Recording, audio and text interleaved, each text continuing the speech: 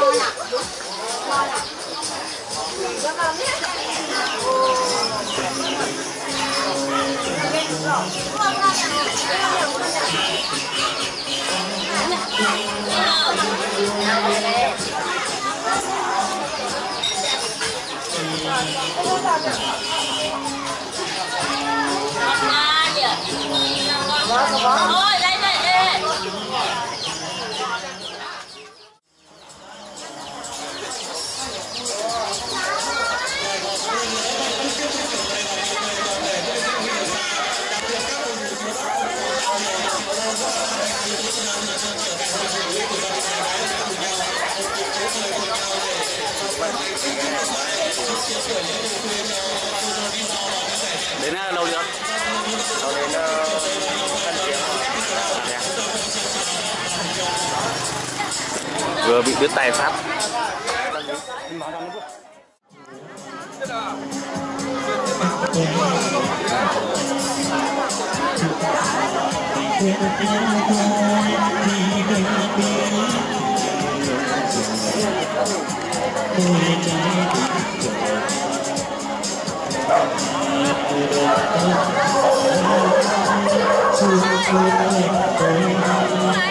Đây bao nhiêu chấm nhỉ?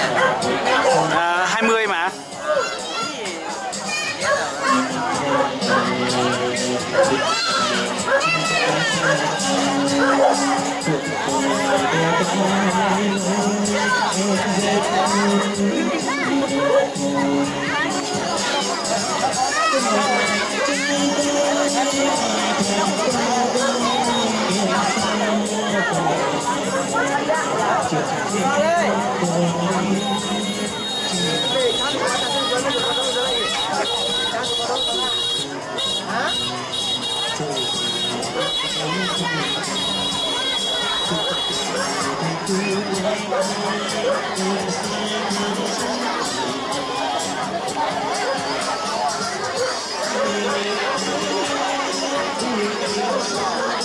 Đi nghe những cái nhóm pháo nó quẹt. Cái này con nó cái nó nhau nó quẹt.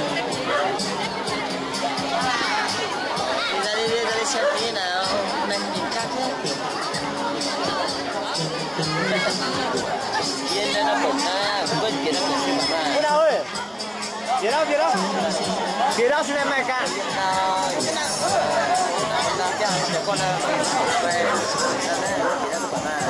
Tiếp theo. Phía đó xin mày cả.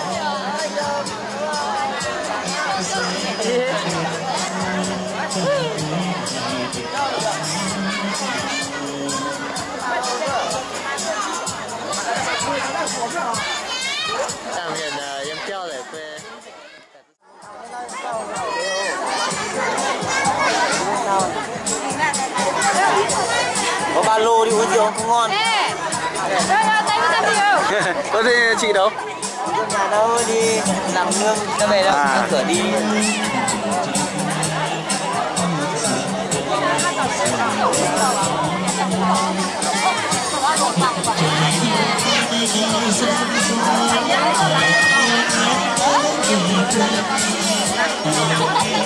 Bây giờ có thể chỉ ra được một cái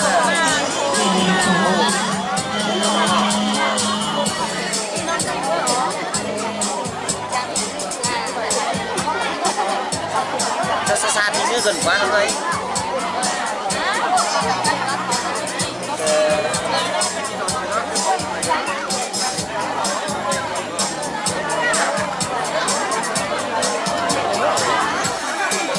Cái đội xếp khách như có vẻ ít sao nhỉ, sao nhỉ? Đây giờ riêng bình thường anh đã xếp khách 5 giờ cho đến bàn luôn.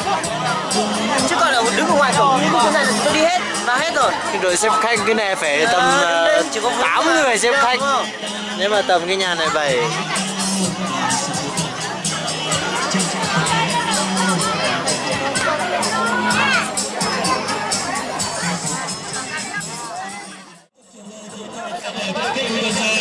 Có các cô dì chú bác bạn bè nam nữ nào ở ngoài đó đã cầm chân cửa và hôn cùng với buổi sinh nhật ấy cùng nhau một cuộc sống cười cùng nhau chúc phúc cho cô vui vẻ kéo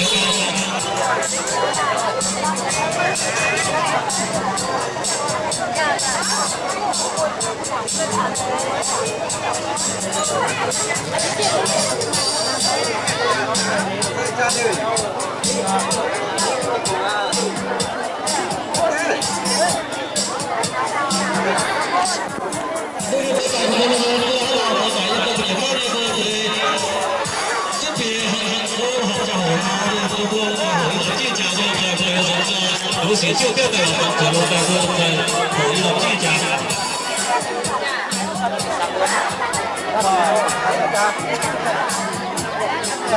Bác báo nha. Báo này nha.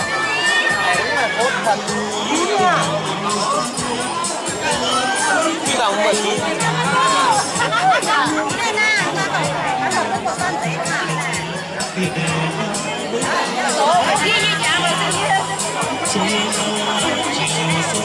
Em ngồi trên này thì nó đỡ ổn. Đúng rồi, ở gần loa ổn lắm. Mệt lắm, ra đầu lắm. Vậy thằng nếu hàng năm sao tao đó là ngoài tình sao đúng rồi. Tôi đến nó bóng nó có khó. Mày khó. Cảm giác chọn là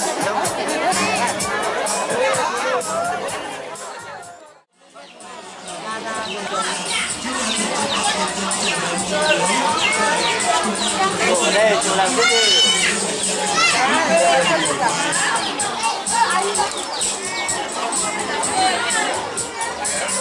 Đi ở đây chứ? Đây nó xả. Nó quan trọng.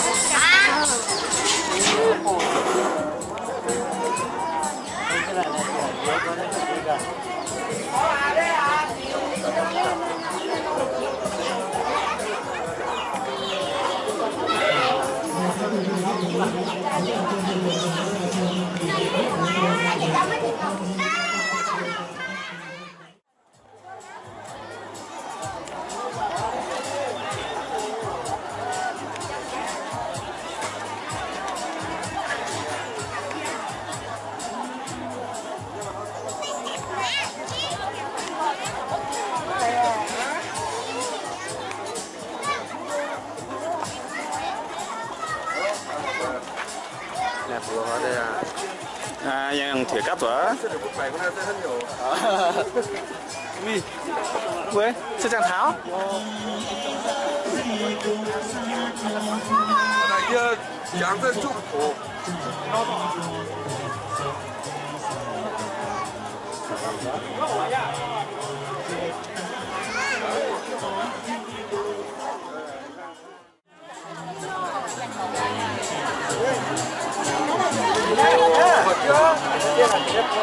Một đó là